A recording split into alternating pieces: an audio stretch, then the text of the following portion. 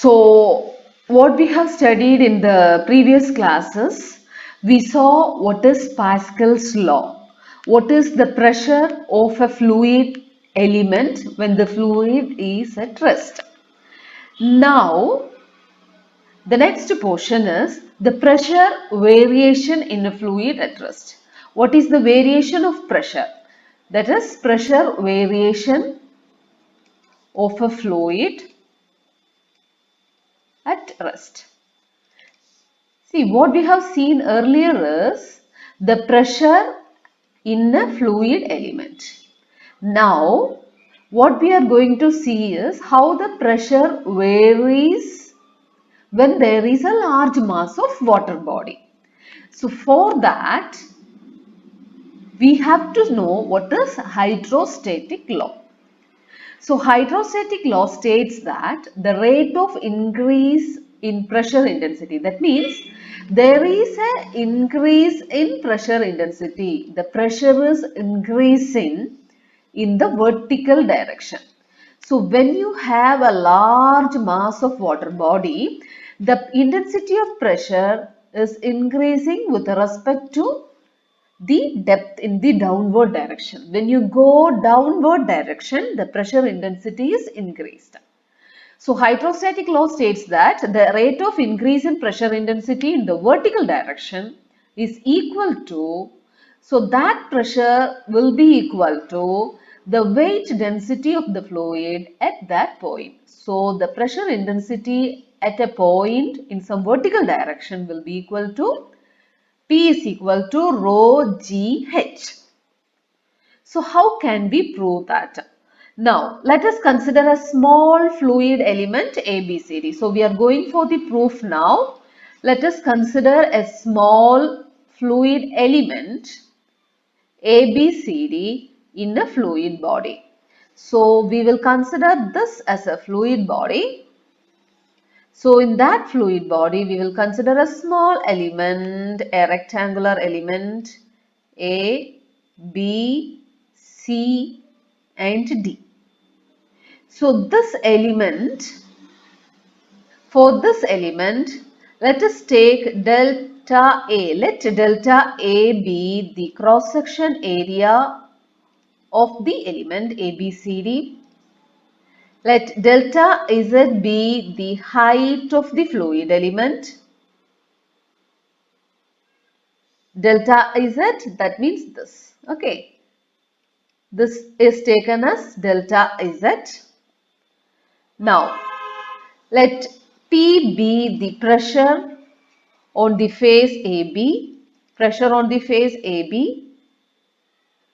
So, the force acting on AB will be equal to this pressure multiplied by the area. So, it can be taken as delta A. This is the force acting on the face AB. Because pressure acting on the face AB is taken as P. So force is pressure into multiplied by area. Because pressure is equal to force by area, so force is equal to pressure multiplied by area. Now let Z be the distance of fluid element from the free surface.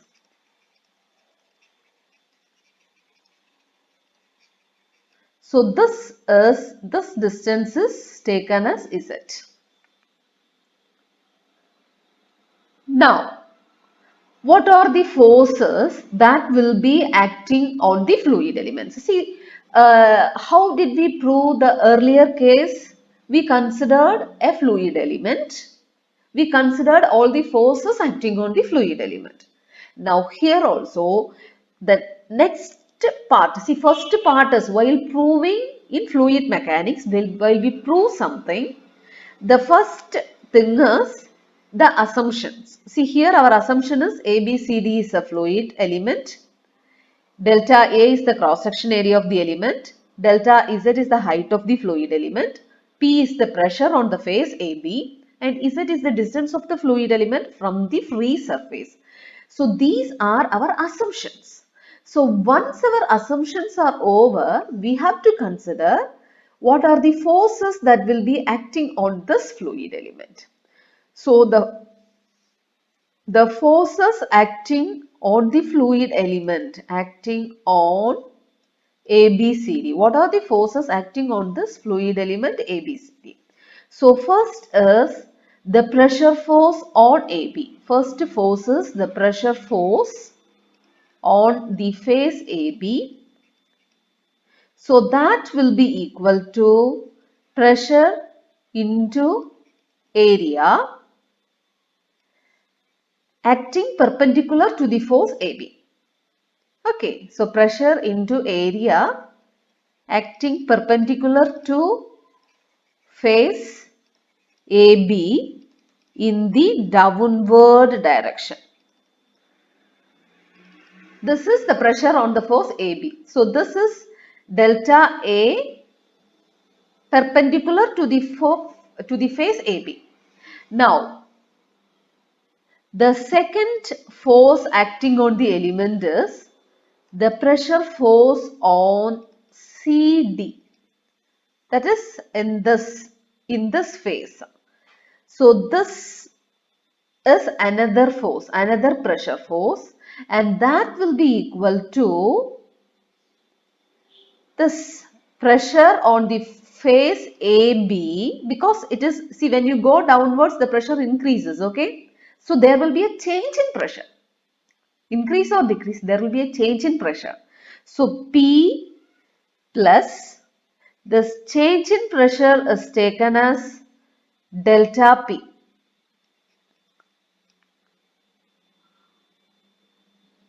Delta P. So P plus delta P into area.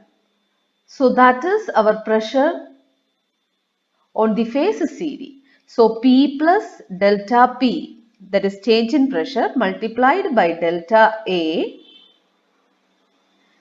Now this acting perpendicular to the face CD in vertically upward direction.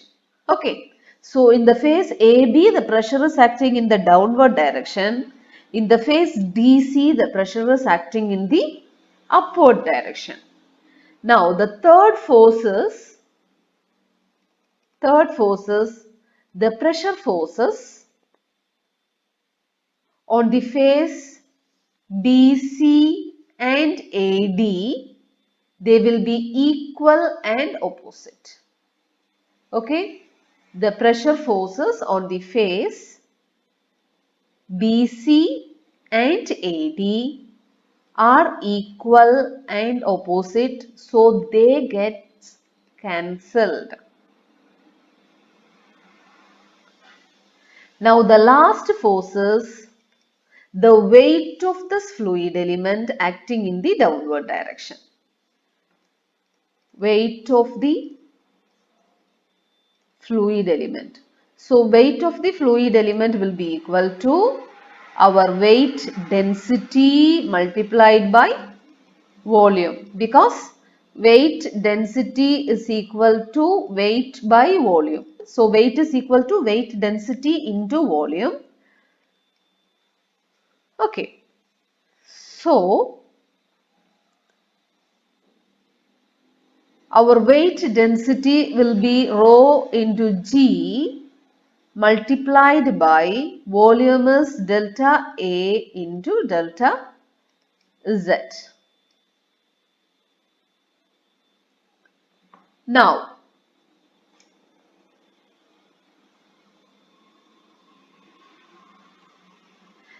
under equilibrium condition, that is, we will resolve the forces horizontally. Okay.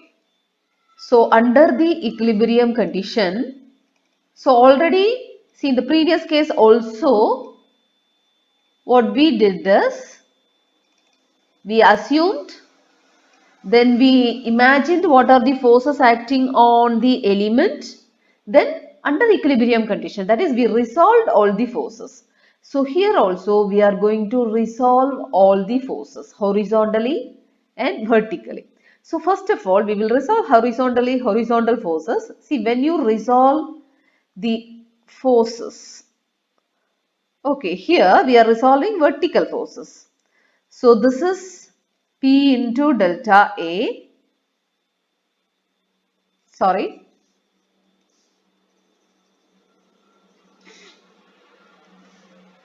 acting in the downward direction P into delta A.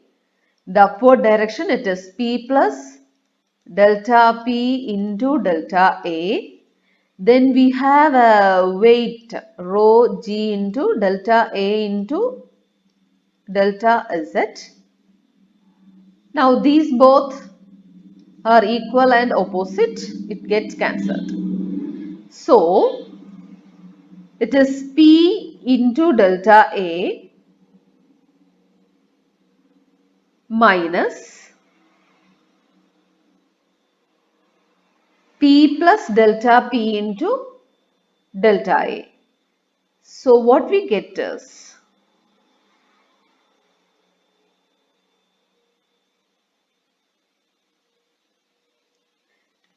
see this is nothing but, see I forgot to tell you this, see when you write this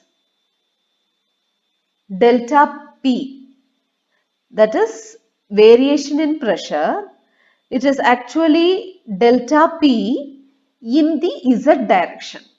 The vertical direction is taken as Z direction. So it is delta P by, we will write it as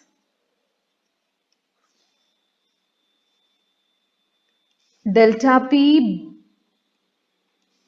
by delta Z into delta Z into delta A. This is how you have to write it. So here also, because it is the vertical direction is Z, it is delta Z. Here also it is delta Z. So now we will resolve this. So while resolving in the vertical direction, we get P into delta A plus rho G into delta A into delta Z is equal to the upward forces P plus delta P by dou Z into delta Z into delta A. So we get P into delta A plus rho G delta A into delta Z minus P into delta A minus,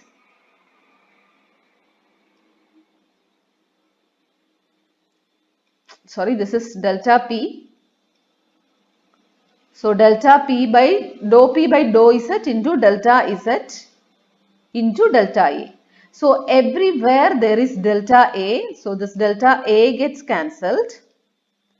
So what we have is P plus rho G into delta Z minus P minus dou P by dou Z into delta Z.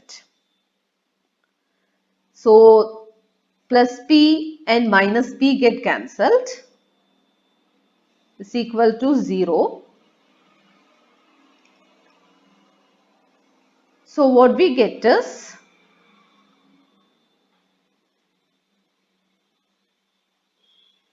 dou P by dou Z into delta Z is equal to rho G into delta Z. So this delta Z get cancelled. We get dou P by dou Z is equal to rho G, that is nothing but the weight W. So this is what is called Pascal's law. That is the intensity of pressure, the rate of increase of pressure intensity in the vertical direction. See, what does this mean? Dou P by dou Z is the rate of increase in pressure in the vertical direction, right? In the vertical downward direction. That is dou P by dou Z. Okay, dou P means change in pressure, dou Z means change in the vertical direction. Dou P, we will see in the diagram. Dou P is change in pressure. Dou Z is change in the vertical direction. So dou P by dou Z is nothing but rate of increase in pressure in the vertical downward direction is equal to the weight density of the fluid at that point. Weight density of the fluid at that point, and this is what is called as hydrostatic law. So weight density is weight by volume. This is weight density. Rho g is the weight density. This is not weight, this is the weight density. Okay, so this is what is called hydrostatic law. So hydrostatic law states that the rate of increase in pressure in the vertical downward direction is equal to the weight density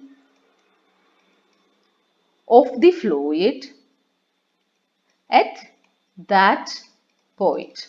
That means, see, if you have a fluid element, fluid body, if you are considering the element here, the rate of increase in pressure at this point will be equal to rho g into height, where h is the distance from the free surface. That is the meaning of that. So this is hydrostatic law.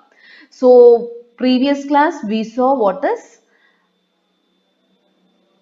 Pascal's law, and now what is hydrostatic law. So Pascal's law is used to determine the pressure at a point. Here hydrostatic law is used for determining the variation of pressure at a given point. And now we will go for a few problems. So we will see the problem in the next class. Thank you.